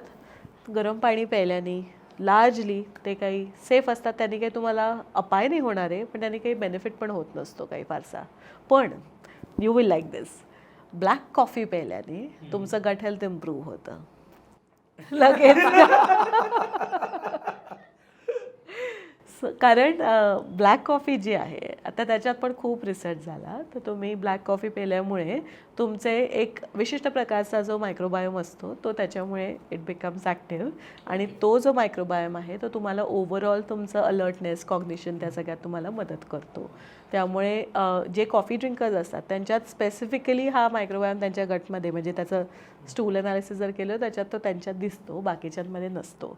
आणि ब्लॅक कॉफीत आपल्या लक्षात नाही आहेत, पण इन्स्टंट कॉफी नाही हां, म्हणजे ती इन्स्टंट कॉफी पाण्यात घालून पहिले ती नाही. खरी जर तुम्ही ब्लॅक कॉफी जशी बनवतो आपण एस्प्रेसो तर बनवली तर त्याच्यात फायबर पण असतं थोडं. आणि म्हणून मग तुम्ही ब्लॅक कॉफी प्यायल्यावर पण लोकांना शी लागते. करेक्ट. आणि हा फरक आहे. ओके, म्हणजे इन्स्टंट कॉफी पिल्यानंतर बऱ्याच जणांना ॲसिडिटी वाढते आणि जेव्हा ती अशी डिकॉक्शनवाली वगैरे कॉफी पिल्यानंतर शक्यतो तो त्रास होत नाही. त्याचं कारण हे आहे. असू शकतं, म्हणजे वन ऑफ द फॅक्टर्स चहाचं काही चांगलं आहे का? आहे. येस, पण दूध घातलेला चहा नाही. म्हणजे आपल्याकडे जो आपल्याकडे चहा म्हणजे दूध ना. हो, पण त्या चहात म्हणजे काय होतं ॲक्च्युली की इतका जास्त तो उकळल्यामुळे ना त्याच्यातले जे पॉलिफिनॉल्स असतात. आता पॉलिफिनॉल्स हे कशात असतात, सगळ्या प्लांट बेस्ड जे पदार्थ आहेत. पॉलिफिनॉल्स काय असतं? सॉरी. पॉलिफिनॉल्स हे खूप ॲक्टिव्ह कंपाऊंड्स आहेत की जे आपल्या प्लांट बेस्ड म्हणजे जे आपण शाकाहारी पदार्थ आहेत त्याच्यातनं आपल्याला हे पॉलिफिनॉल्स मिळत असतात. तर हे पॉलिफिनॉल्स काय काम करतात, आपले इम्युनिटी इम्प्रूव्ह करायचं किंवा आपले ओव्हरऑल आपली तब्येत, म्हणजे one of them is like जे आपल्याला असे कॅरेटिनॉइड्स किंवा जे रंग भाज्यांना जे येतात, तर हे पण सगळे पॉलिफिनॉल्सच असतात. की मग बीटरूट का म्हणतात किंवा हिरव्या भाज्या का म्हणतात, त्यात आपल्याला वेगवेगळे पॉलिफिनॉल्स मिळत असतात. म्हणून तर हे घेतल्यामुळे आपलं गुड गट मायक्रोबायोम जे आहे ते इम्प्रूव्ह होतं. चहा आणि कॉफी दोन्हीत पॉलिफिनॉल्स असतात बरेच, पण ब्लॅक कॉफी आणि ब्लॅक टीमध्ये, आणि ते पण इन्स्टंट व्हर्जन्स नाही. म्हणजे ते मसाला चहाचं पाकिट घातलं तसेही नाही. आणि उकळून जेव्हा तुम्ही जास्त उकळून चहा करता तर तेव्हा ते हवेच्या एक्सपोजरमुळे ते ऑक्सिडाईज होतं पॉलिफिनॉल्स. गरम पाणी उकळा, बंद करा, वरनं चहा पावडर टाका. हे इंग्लिश टी ज्याला म्हणतात तसं. कडू लागते. पण तसा दॅट इज ऑल्सो रेकमेंडेड. काही त्याच्यात प्रॉब्लेम काही नाही, त्याने वाईट नसतं ते आपल्या गट हेल्थसाठी. आणि आता समजा आता माझ्यासारखा माणूस आहे किंवा ओंकारसारखा की आम्हाला माहिती आहे की आमचं गट हेल्थ जरा हल्लेलं आहे आणि आता मला इच्छा आहे की बाबा हे नीट करायचं आहे, कारण का हे कळतं आहे की मला सगळं माझ्या मेंदूशी कनेक्टेड आहे, हे माझ्या ओव्हरऑल परफॉर्मन्ससोबत कनेक्टेड आहे. तर मी काय चालू करायचं, म्हणजे आज जर चालू करायचं म्हटलं तर मी काय काय करायला लागलं पाहिजे आणि किती दिवसात मला माझा गट बेटर होण्यासाठी मी किती दिवस किमान केलं पाहिजे हे? तुला फरक जो आहे तो आठवड्याभरात जाणवायला लागेल जर तू बदल केला. सगळ्यात आधी आपल्या डाएटमध्ये बदल करायचा, कारण तुमच्या डाएट हेच फाउंडेशन आहे तुमच्या गट हेल्थचं. असं कारण झोप किंवा तुम्ही किती वेळ स्क्रीन टाईम वगैरे ते सगळे वेगळे फॅक्टर्स झाले, ते नंतरच्या गोष्टी आल्या. पाया जो आहे गट हेल्थचा हा आपल्या डाएटवरच असतो. त्यामुळे तुम्ही आहार चेंज करा सगळ्यात आधी. मग त्याच्यात काय करू शकता, एक नवीन म्हणता येईल असं कॉन्सेप्ट आहे की तुम्ही आठवड्याभरात ना 30 प्लांट पॉईंट्स खाल्ले पाहिजेत. 30 म्हणजे 30 प्लांट पॉईंट्स. 30 प्लांट पॉईंट्स म्हणजे काय की मी पूर्ण आठवड्यात ना आता 30 वेगवेगळे प्लांट पदार्थ म्हणजे शाकाहारी किंवा प्लांट बेस्ड असे पदार्थ खायचे. तर म्हणजे जसं पहिला झाला, तू जर कॉफी पित असलास तर कॉफी इज 1, दुसरं इज गहू, तिसरं तांदूळ. मग आता मी रोज जर तांदूळ खाते तर ते तेवढे वेळा मोजलं नाही जाणार. 30 युनिक प्लांट पॉईंट्स. वेगवेगळे. हां, मग मी रोज भेंडीचीच भाजी खाते, डज नॉट काउंट. मग फक्त भेंडी ही एकदाच मोजली जाईल. ओके. असे 30 युनिक प्लांट पॉईंट्स जर आपण अक्युम्युलेट केले, आपल्या सगळ्याला पॉईंट्स गोळा करायला मजा येते ना. मग असे दर आठवड्यात जर मी 30 प्लांट पॉईंट्स अक्युम्युलेट केले किंवा तेवढे जर मी खाल्ले वेगवेगळे, तर मला तितक्या रेंजचे, तितक्या व्हरायटीचे मला पॉलिफिनॉल्स किंवा जे प्रीबायोटिक्स आहेत ते मिळतात. ओके, तर हा पहिला भाग झाला. मग आता हे किती खायचं, तर दिवसभरातनं आता मी नेहमी हे सांगते आणि नेहमी सगळे म्हणतात की अर्धा किलो भाजी, एका व्यक्तीने अर्धा किलो भाजी खाल्लीच पाहिजे. त्यात सॅलड पण येतं. हो, मग अगदी सूप पण येतं, शिजलेली भाजी पण येते. तुम्ही ती भाज्या शिजवून काही त्याला फरक नाही पडत. फायबर काही नष्ट नाही होत, त्याच्यातले प्रीबायोटिक्स काही नष्ट नाही होत त्या भाज्या शिजवल्यात तरी. त्याचं सूप जरी केलं तरी काय फरक नाही पडत. पण अर्धा किलो 500 ग्रॅम पर पर्सन एवढी भाजी गेलीच पाहिजे पर डे. येस, पर मील नाही रे बाबा, पर मील म्हणजे तुला खावणारच नाही. तेवढं खावणारच नाही, पण 500 ग्रॅम्स पर डे पर पर्सन एवढं खाल्लं पाहिजे. वेटनुसार काय व्हेरी होतं? नाही, उलट जर तुमचं वेट जास्त असेल तर ते वाढतं अजून. हो, कारण तुला कॅलरीज कमी करायच्या आहेत ना. मग जास्त भाजी खाल्ली की मग आपोआप बाकीच्याला तुझ्या पोटात जागा नाही राहत. हे सिम्पल कॉन्सेप्ट आहे त्याच्यात. So that is point number 2 is अर्धा किलो भाजी. Point number 3 is 200 gram fruits. So that is 2 servings of fruit per day. So 200 gram fruit असं खायचं. आणि काय कमी करायचं तर तुमचं इंटेक ऑफ शुगर, कारण ॲडेड शुगर जी आहे ती जेवढी आपण खात असू तितके जे उपद्रवी स्टुडंट्स आहेत ते वाढतात, आपल्याला माहिती आहे. मग त्यांना, कारण त्यांचं आहार जो आहे तो इज शुगर किंवा अल्ट्रा प्रोसेस्ड रिफाईंड फूड्स असं, तर ते कमी करणं. तेलाचं जे प्रमाण आहे ते कमी करणं. अति जर तेल तूप खात असाल तरी ते तुम्हाला टाईप 5 स्टूल टाईप होणार आहे. मग तुम्ही अति फॅट इंटेक्ट असेल तर ते अन्न आहे ते पचायच्या आधीच पोटाबाहेर निघून जातं. मग then you are not getting enough time. So ते कमी करायचं आणि पाणी पिणं वाढवायचं. साधारणपणे 2.5 ते 3.5-4 लिटर पाणी प्यायचं. ओके. वा. आणि तू पॉईंट नंबर 1 जो सांगितलास ना की 30 ग्रीन पॉईंट्स कमवायचे, सो आत्ता प्लांट पॉईंट्स, सो आत्ता ना बरेच जण ह्याचमुळं करतायत का मला माहीत नाही, पण बरेच जण आता वेगवेगळ्या प्रकारच्या चपात्या, वेगवेगळ्या प्रकारच्या भाकऱ्या, म्हणजे त्या बीटरूटचं पीठ, ह्याचं पीठ, त्याचं पीठ खातात. सो असं केल्याने काही फरक पडू शकतो का? कारण हो पडतो ना, पण त्याच्यात काही जण कसं करतात की ते जे बीटाची पोळी करतात तर त्याच्यात ते त्याला गाळून घेतात. तसं नाही करायचं.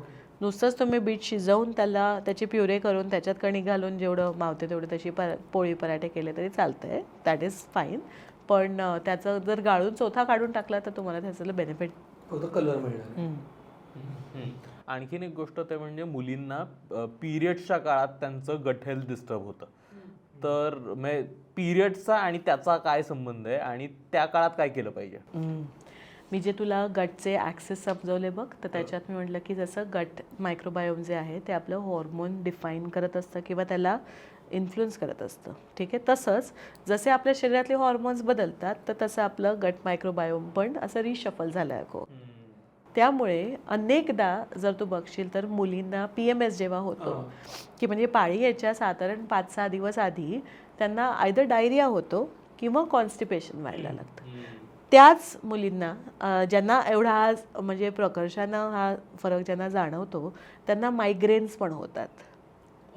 हेडेक, पिरियड हेडेक्स किंवा पिरियड मायग्रेन्स हे पण खूप कॉमन आहे आणि ते तुमचं गट हेल्थ इम्बॅलन्स असल्यामुळे होतं आणि इट्स कॉमन. पण अगेन जसं मी सांगितलं की कसं तुम्ही इम्प्रूव्ह करू शकता, तर तुम्ही तुमच्या डाएटमध्ये हा फरक केला की त्यांनी you can see a difference. असं एक अजून मुद्दा सांगायचा म्हणजे की गट हेल्थ जिथे तू म्हणालास की इम्प्रूव्ह केलं तर काय असं, तर एक रिसेंट स्टडी झाली होती की ज्याच्यात त्यांनी एका ग्रुपला प्रोबायोटिक सप्लिमेंट्स दिले आणि दुसऱ्या ग्रुपला त्यांनी फक्त रोज 10,000 ते 12,000 पावलं चालायला सांगितलं. Okay, steps. आणि त्यांनी बघितलं की गट मायक्रोबायोम इम्प्रूव्हमेंट ही या प्रोबायोटिक सप्लिमेंटहून पण हे जे एक्सरसाइज ज्यांनी केली, बेसिक एक्सरसाइज जी त्यांनी केली 10,000 ते 12,000 स्टेप जे चालले त्यांच्यात जास्त खूप इम्प्रूव्हमेंट झाली as compared to the probiotic supplement group. So exercise also plays a big role in your gut health. Wow, मी हे कधीच ऐकलं नव्हतं. म्हणजे मला तर असं वाटत होतं की फक्त खाण्याशी रिलेटेडच आहे गट हेल्थ. नाही, तुमच्या म्हणजे एव्हरीथिंग सगळ्यांनी ते इम्पॅक्ट होत असतं. आणि तू हे पण बघशील की जर म्हणजे आता ब्लोटिंग वगैरे असतं किंवा स्किन खराब जी होते हां, तर आता ज्यांना ॲक्ने वगैरे येतं बघ की पोट साफ नाही होत म्हणून आता बरेच औषधं जी असतात ओव्हर द काउंटर जी सिरप्स मिळतात ते सगळे पोट साफ करण्याची अशी असतात. ओके, तर आता जेव्हा कॉन्स्टिपेशन असतं किंवा गट हेल्थ इम्बॅलन्स असतं तेव्हा पण तुम्हाला पिंपल्स येतात किंवा ब्रेकआउट ज्याला म्हणतात. तर ते म्हणून पिरियड्सच्या वेळेस पण PMSच्या वेळेला जनरली म्हणतात मुली की बाबा हे मला इथे आलेलं आहे आता. दॅट्स बिकॉज तुमचं गट हेल्थ तेव्हा बदलतं, म्हणजे मायक्रोबायोम थोडा शिफ्ट होतो, तो इम्बॅलन्स झाल्यामुळे तुम्हाला असे हे ब्रेकआउट. आणि आता आपण ब्लोटिंग बद्दल बोललो ना, तर ब्लोटिंग म्हणजे बॅड गट का? म्हणू शकतो, येस. म्हणजे ब्लोटिंग म्हणजे कायम बॅड गट असं नाही म्हणता येणार, पण तुम्हाला जर ब्लोटिंग म्हणजे काय मुळात? ब्लोटिंग म्हणजे फोफसा आल्यासारखं होणं. आता साधं अगदी बघायचं तर म्हणजे रोज सकाळी जर तुम्ही अंगठी घालत असाल अशी, तर उठल्यावर ही अंगठी अशी निघते की नाही हे करून बघा. ओके, जर अशी सहज म्हणजे आता ती मापाची असेल तर, सैल असेल तर काय उपयोग नाही हे करून, पण ही अंगठी अशी जर निघत नसेल तर म्हणजे यू आर ब्लोटेड. ब्लोटिंग आपल्याला जे वाटतं ते फक्त पोटात नसतं. नाही, पूर्ण शरीरात. म्हणजे असा जो फोफसा आल्यासारखं जे होतं, सूज आल्यासारखं, ते तुमचं शरीर जे आहे ते पाणी धरून ठेवतं. आता शरीर पाणी धरून कधी ठेवतं की जेव्हा तुमचं जसं पचन नीट नसेल तर, किंवा हॉर्मोनल चेंजेस होतात तर, त्यामुळे पिरियडच्या दरम्यान मुली असे म्हणतात ना की आम्ही खूप ब्लोटेड झालो आहे, बापरे माझा चेहरा किती दुप्पट झालाय का दिसतोय, किंवा कपडे मला आता घट्ट होतात, कधी माझे पिरियड्स येतील असं. तर इट इज रिअल, म्हणजे ते ॲक्च्युली तो फरक होतो असा. कारण म्हणजे जसं तुमचं मुलींच्या बाबतीत उदाहरण द्यायचं म्हणजे की ते ब्लोटिंग किंवा चेंज इतका असतो इन द युट्रस की ते ऑरेंजच्या साईजचं जे तुमचं युट्रस असतं ते साधारणपणे मस्कमेलन खरबुजाच्या साईजचं होतं. त्यामुळे मग पिरियड येणार असले की जरा पोट असं मोठं मोठं जे वाटतं किंवा पोट आतच जात नाही असं होतं ते. So that is how much bloat you can have. But this is normal bloat, की हा तुम्ही पिरियडमुळे अपेक्षित आहे तुम्हाला, किंवा किंवा जर मी काही औषधं कुठली घेतेय तर त्याच्यात पण मला अपेक्षित आहे की आता मला सध्या मेडिकेशन चालू आहे त्यामुळे मला ब्लोटिंग होणार असं, किंवा काही अँटीबायोटिक्स वगैरे घेतोय तर. पण काही अशी कारणं नसताना, खास करून पुरुषांमध्ये जर असं होत असेल, कारण तुमच्यात असे एवढे हॉर्मोनल फ्लक्च्युएशन्स होत नाहीत जसे आमच्यात होतात. ओके, मग उठल्या जर लागोपाठ 3 दिवस तुला ब्लोटिंग होत असेल तर म्हणजे you need to change something in your diet. Indirectly आपण मगाशीच सांगितलं पर्सनल काउन्सिलिंग आहे. तो आता म्हणालेस की काही मेडिकेशन चालू असेल तर बऱ्याचदा ना हे बोललं जातं की अँटीबायोटिक्स चालू असेल तर गट हेल्थ खराब होते, जो पोट बिघडतं. सो तेव्हा काय होतं आणि काय करू शकतो आपण? बघ, अँटीबायोटिक्स कसे असतात ना, ते असे भेदभाव करत नाहीत. म्हणजे ते जाऊन असे त्यांना गुड बॅक्टेरिया बॅड बॅक्टेरिया असलं काही कळत नाही. त्यांना असे पूर्ण ग्रुप एलिमिनेट करून टाकतात. की म्हणजे एखादा अँटीबायोटिक जे आहे तर ते सपोज लॅक्टोबॅसिलाला त्याच्यावर काम करणारं असेल, पण ते त्याच्याबरोबर म्हणजे त्याच्यातला जो एक पर्टिक्युलर स्ट्रेन आहे तो सोडून इतर पण अवतीभोवतीचे जे आहेत त्यांना पण सगळ्यांना ते काढून टाकतं किंवा त्यांच्यावर पण इम्पॅक्ट देतं. आणि म्हणून आपण जेव्हा अँटीबायोटिक्स घेत असतो तर तेव्हा आपलं ओव्हरऑल डायजेशन जरा गडबड होतं. ओके. आणि तेव्हा इम्प्रूव्ह करायला पण ते काय, जेव्हा बऱ्याचदा डॉक्टर्स काहीतरी देतात ते घ्यावं मग? हा, घेऊ शकता. जसं मी म्हटलं तसं तेव्हा तुम्ही प्रोबायोटिक सप्लिमेंट घेऊ शकता ॲज अ सपोर्ट, म्हणजे गुड टू हॅव असं. त्यांनी काही लगेच तुम्हाला त्याच्यावर इम्पॅक्ट होणारच आहे असं नाही, कारण परत तेव्हा ऑलरेडी तुमचं शरीर एकीकडे अँटीबायोटिक घेतच आहात ना, की म्हणजे ते जाऊन सफाई करणार आहे त्या मायक्रोबायोमची. मग ह्याचं पण किती फरक होईल यू डोंट नो, पण सीट बेल्ट लावलाय. मला एक विचारायचं होतं की टिपिकली हे माझ्या घरी सतत मला बोललं जातं, कारण मला प्रचंड स्पायसी फूड आवडतं आणि सगळे म्हणतात की स्पायसी फूड चांगलं नाही आहे गट हेल्थसाठी, ते तुझं पचनसंस्थेची मारून ठेवतंय, वाट लावतंय. पण पोटाला कळतं का तिखट? हां, छान प्रश्न आहे. बघ, आता स्पायसी आणि हॉट फूड ह्याच्यात फरक आहे. तर आता स्पायसेस हे जे म्हणजे आता आपण जिरं, मोहरी किंवा मिरी किंवा जे काही आपण सिनेमन जे काही घालतोय, दालचिनी घालतोय, तर हे सगळे स्पायसी. तिखट आणि मसालेदार वेगळे आणि मिरची हे वेगळं झालं. मिरची जी आहे त्याची जी सीड्स आहेत म्हणजे बिया ज्या आहेत मिरचीच्या, किंवा आपण जेव्हा मिरचीची पूड लाल तिखट जेव्हा घालतो तर ते पूर्ण अख्ख्या मिरचीला, वाळलेल्या मिरचीला त्याची पूड केलेली असते, तेव्हा त्याच्यात बियांचा पण अंश आला, त्याची पण पूड. त्या बियात जे कॅप्सायसिन असतं ते is a known irritant of the gut. Okay. पण आता ह्याच्यात मजा म्हणजे की मिरचीचं जे देठ असतं ते प्रिबायोटिक पण आहे त्याच्यात, किंवा त्याचं साल जे आहे त्याच्यात प्रिबायोटिक पण आहे, त्याचे बी जे आहे त्याच्यात कॅप्सायसिन बरोबर प्रिबायोटिक्स पण आहेत. तर सर्रास नाही म्हणू शकत आपण की सगळ्यांनाच मिरची ओव्हरऑल इन जनरल लाल तिखट जे आहे किंवा मिरची, हिरवी मिरची जी आहे ती वाईट असते असं नाही म्हणू शकत. पण काही जणांना हिरवी मिरची खाल्ली की जुलाब होतात किंवा त्रास होतो, लगेच टॉयलेटला जायला लागतं किंवा आग होते लाल तिखट खाल्लं की. तसं जर होत असेल तर त्यांनी ते खाऊ नये. तुमचं शरीर तुम्हाला सांगतंय, इट्स नॉट अ जोक की म्हणजे हा मी हॉट सॉस खाते किंवा मी भरपूर तर्रीवालं तिखट खाते आणि मला एकदम छान म्हणजे मग आता उद्या पोट साफ होईल. ते पोट साफ नसतं होत, ते बोंबलतंय की बाबा असं करू नका. राईट. आणि तसंच स्पायसेसचं जर बघितलं तर स्पायसेसचं पण इंडिव्हिज्युअल हे असतं की इनफॅक्ट ब्लॅक पेपर हे खूप सेफ आहे गटसाठी तुमच्या. हां, black paper is also even good, म्हणजे त्याच्यात जे पिपरिन असतं ते तुम्हाला बेनिफिशियल असतं खाणं तुमच्या गट हेल्थसाठी. आणि स्पायसेसमध्ये पण पॉलिफिनॉल्स जर मी तुला समजावलं तर spices are a very rich source of polyphenols. त्यामुळे तुम्ही स्पायसेस घातले पाहिजेत, खाल्ले पाहिजेत उलट असं. आता हल्ली तर अमेरिकेत किंवा बाकी इतर पाश्चात्य देशांमध्ये, वेस्टर्न कंट्रीजमध्ये असे एक्सपेरिमेंट्स होत आहेत की जिथे त्यांना जे एरवी खूप ब्लँड जेवण जेवतात त्यांच्या आहारात थोडेसे स्पायसेस म्हणजे असं मिरी किंवा लवंग वगैरे असं घालतात आणि मग चेक करतात की त्यांना कसं वाटतंय. तर त्यांचं मूड, एनर्जी लेवल इम्प्रूव्ह होतानाही काही काही स्टडीजमध्ये दिसते. तर त्यामुळे तुम्ही खाऊ शकता, पण जसं मी म्हटलं तसं लक्ष ठेवा की तुम्हाला दुसऱ्या दिवशी त्रास नाही. रिपोर्ट काय मिळतोय तो लगेच 24 तासाच्या आत मिळत असतो आपल्याला, तर तो बघा जरा. खूप लोक ना आता वेगवेगळे डाएट्स करतात आणि काय काय हे प्लॅन्स फॉलो करतात. तसं इंटरमिटंट फास्टिंग खूप जण करतात. म्हणजे खूप वेळ म्हणजे एक पूर्ण वेळ अजिबात खायचं नाही आणि एक थोडी जी विंडो ठेवायची ज्यात तुम्ही खाऊ शकता. त्याचा गट हेल्थवर काही परिणाम होतो का? तुम्ही इंटरमिडियंट फास्टिंग कसं करताय ह्याच्यावर खूप ठरतं ते. ओके, आता बरेचदा कसं होतं की तुमची इटिंग विंडो छोटी छोटी करत जातात. जे इंटरमिडियंट फास्टर्स ज्याला म्हणतात की ते सुरुवात करतात की 10 तास खाणारे, 14 तास फास्टिंग करणार, मग नाही, मग आता अजून, मग ते 8, मग 6 असं कमी कमी होत जातं, coming to 1 meal a day. आता तुम्ही तसं जर करत असाल तर त्या 1 मील अ डे किंवा जे काही छोटा काळ तुम्ही खाताय, तर एक तर त्याच्यात तुम्ही काय खाताय हे खूप महत्त्वाचं आहे. त्याच्यात जर तुम्ही हेल्दी फूड खात नसाल तर काही उपयोग नाही होणार आहे. पण जे टाईम रिस्ट्रिक्टेड ईटिंग ज्याला म्हणतात, इंटरमिडियंट फास्टिंग हा एक प्रकारचा टाईम रिस्ट्रिक्टेड ईटिंग आहे.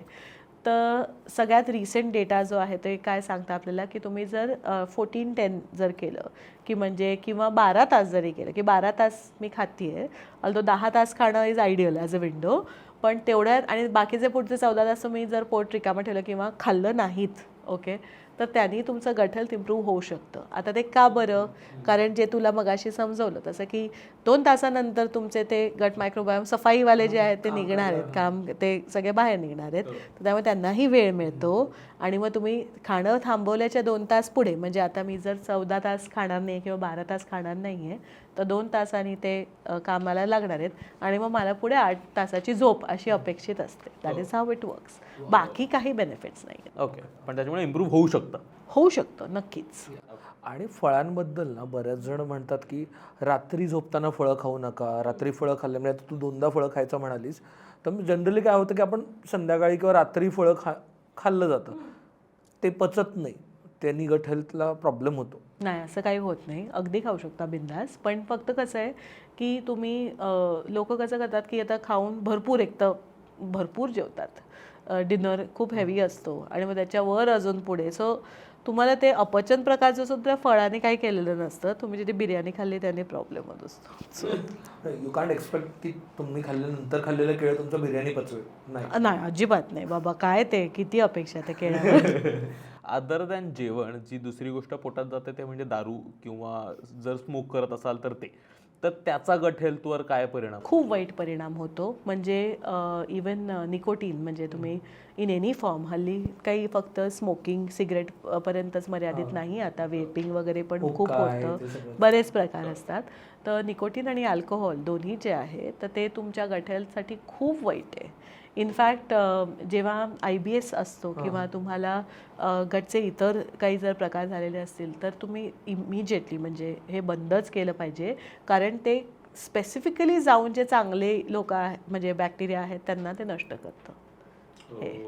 आणि त्यामुळे जर बरेचदा लोक जसं अल्कोहोल बिंज करतात ना की आज पार्टी केली, आता उद्या पोट साफ होईल माझं, तर ते पोट साफ नसतं, त्यांना टाईप 5, टाईप 6 असं स्टूल होत असतं की ज्याच्यात the body was just not able to handle it at all. Okay, specially बिअरच्या बाबतीत लोक म्हणतात बिअर पिली की दुसऱ्या दिवशी पोट साफ होतं. ते त्याचमुळे होतं, ते पोट साफ नाही होत, ते तुमचं शरीर लाईक आय सेड बिचारं ओरडत असतं की हे काय केलं.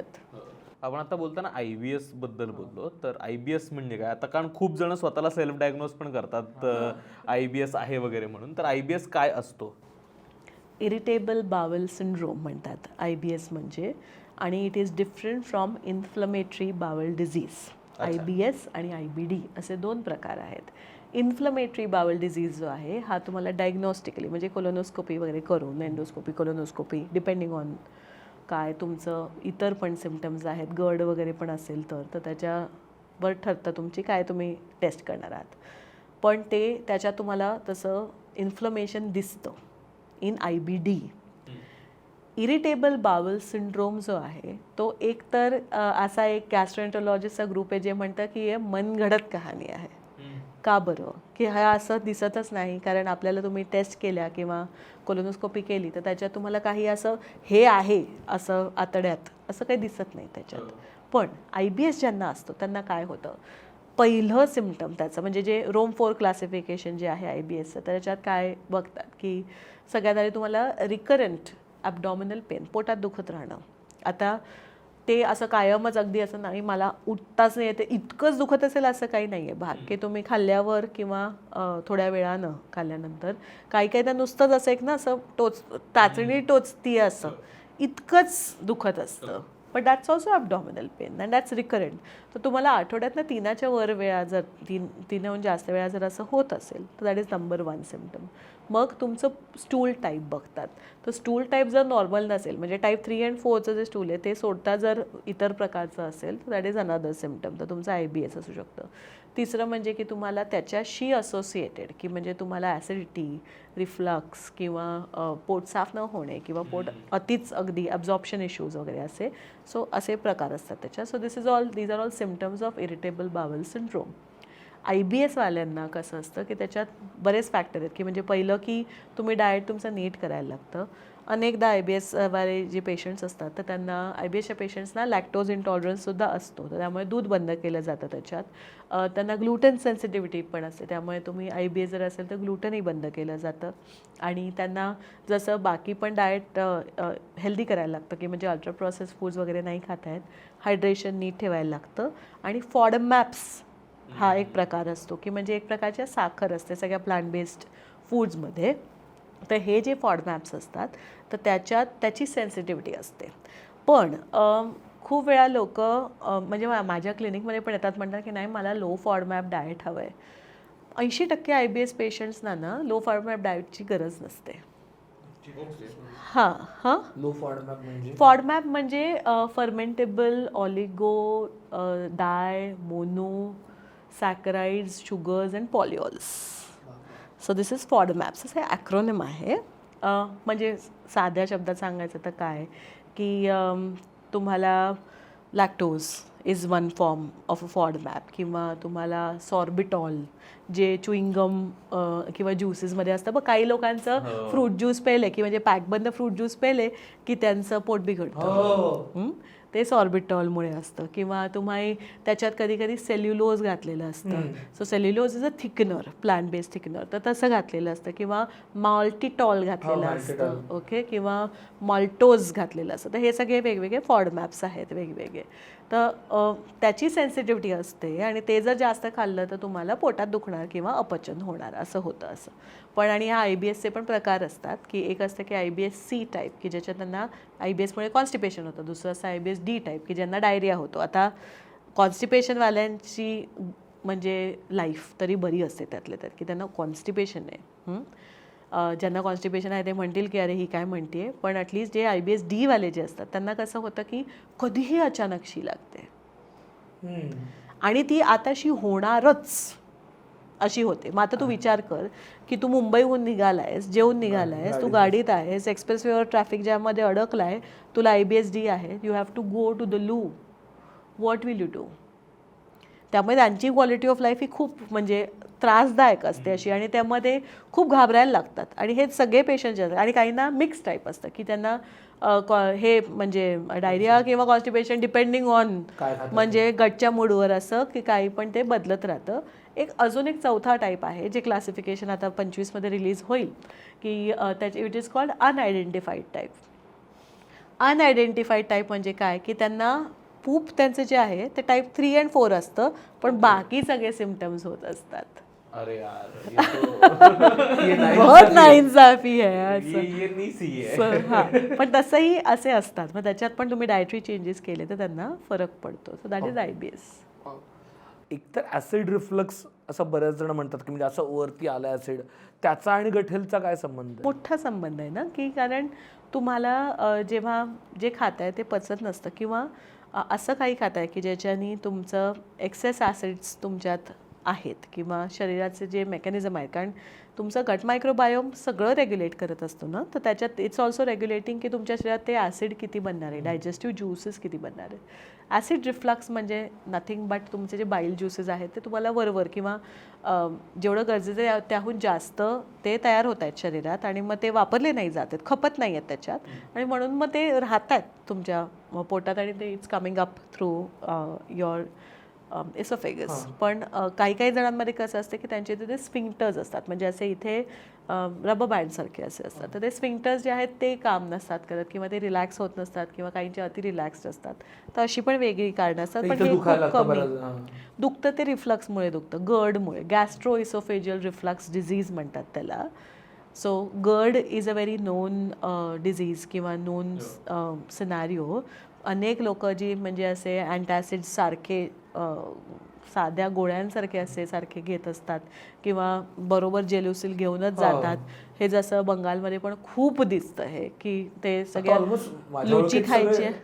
तिशीतले सगळे लोक आता प्रत्येकाच्या खिशात पॅन्डी असते आणि बॅगेत एक जेलुसिलची बॉटल असते. आणि ही भयंकर वाईट गोष्ट आहे, कारण it does not say treat the cause की तुम्ही पॅन्डी किंवा तुम्ही अँटॅसिड्स घेऊन तुम्ही अजिबातही ते काही ॲसिडिटी मारताय वगैरे अशातला काही भाग होत नसतो. ते फक्त त्याच्या थोडा वेळापुरतं पांघरून घातल्याचं काम करतं की टेम्पररी रिलीफ तुम्हाला फ्रॉम सिम्पटम, पण कॉज काही त्याचा तो जात नाही.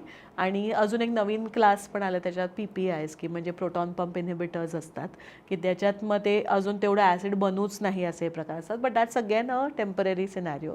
तुम्ही तुमची लाईफस्टाईल नाही बदलली तर ते याचं रिलायन्स जे आहे ते तुमचं वाढत जाणार आहे. आणि दुसरा भाग याच्यातला हा जो वाईट म्हणजे की तुम्ही जितके जास्त अँटॅसिड्स घेताय ते अँटॅसिड्सचे जे रेसिड्यूज असतात ते तुमचं गट मायक्रोबायोम जे आहे ते जाऊन खराब करतात. त्यामुळे it becomes a never ending cycle. तुम्ही टपाटप पॅन्डी खाल्लं तर तुम्ही पोटाची वाट लावताय. जेवणानंतर पाणी प्यायचं का जेवणाआधी पाणी प्यायचं का जेवणामध्ये पाणी प्यायचं? कधी तहान लागते तेव्हा पाणी प्या, काही फरक नाही पडत ते. आणि ताकाचं पण असं काही नाही, ताक कधी पिलं हो. जेवणानंतर प्या, आधी नका पिऊ. असं बघ, आता इट डिपेंड्स. तुला जर वजन कमी करायचं आहे फॉर एक्झाम्पल, तर तू जेवणाआधी 2 ग्लास पाणी पी किंवा ताक पी, तर तुझं पोट पटकन भरेल कारण you will have that liquid. पण तुला असं काही नाही आहे तर तू कधीही पिऊ शकतो. आणि काही जणांचं पोटच भरत नाही त्यांनी. हां, मग त्यांना they need to come to me. मी सांगेन कसं काय खायचं ते. आता आपण ऑलमोस्ट शेवटाकडे आलोय, तर रॅपिड फायर आहेत आज आपल्याकडे. एक गोष्ट जी गट हेल्थसाठी तुला जर बॅन करता आली तर तू बॅन करशील? अल्कोहोल. बेस्ट गट फ्रेंडली स्नॅक काय असेल? दही. उपाशी पोटी खाण्यासारखी बेस्ट गोष्ट कोणती जी गटसाठी चांगली आहे? फळ. फळ. कुठलंही फळ. गट हेल्थ बद्दल असं कुठलं मिथ किंवा मिथक आहे जे तुला वेड करतं? डिटॉक्स. एका शब्दात जर तू हॅपी गट डिस्क्राईब करू शकलीस? ड्रीम पूप. ड्रीम पूप. चांगला गट ही एक व्यक्ती असती, तर ती कशी असते?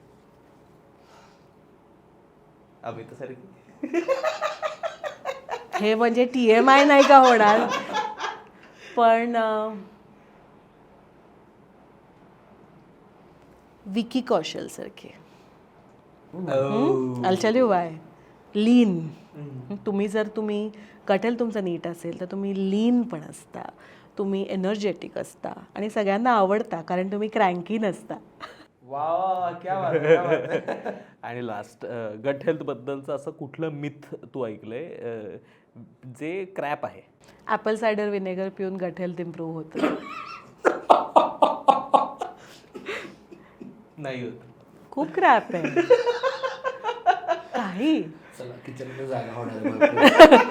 बाटल्या ठेवल्यात का ॲपल सायडर विनेगरच्या एवढ्या? बाथरूम धुवायला वापरतो. Better option. Yes, thank you so much. मला वाटतं पर्सनल क्वेश्चन्सच इतके होते आज ना की आम्ही असे काढून ठेवले होते की हे आज आम्ही त्याची वायवा झाली. हो, आज पॉडकास्ट कमी वायवा जास्त होता. I agree. मला शेवटी अजून तरी हावरटपणा जात नाहीये.